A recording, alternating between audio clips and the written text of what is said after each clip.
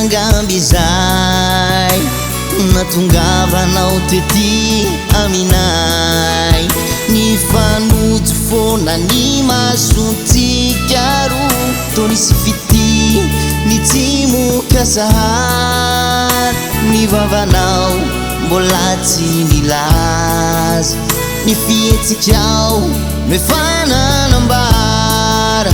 namtantenao hoe ataoko ahoana ny tianao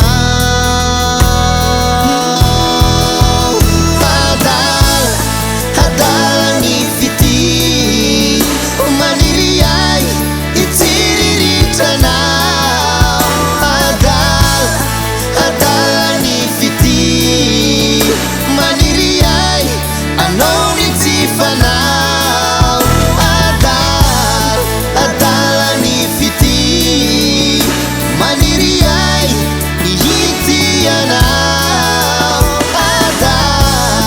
adala ny fity maniry ay izy angalapity aminao tampoka izy io tsy malelahy sendrany tsy nampoizina zalahy kotrokotro io tsy dignina maro agnano raiky atsikaro io ho tafiaro anao manatompo zako efanolo akory mataoko fitiavana ty tady azo faka anao mbola tia zako tsy mafo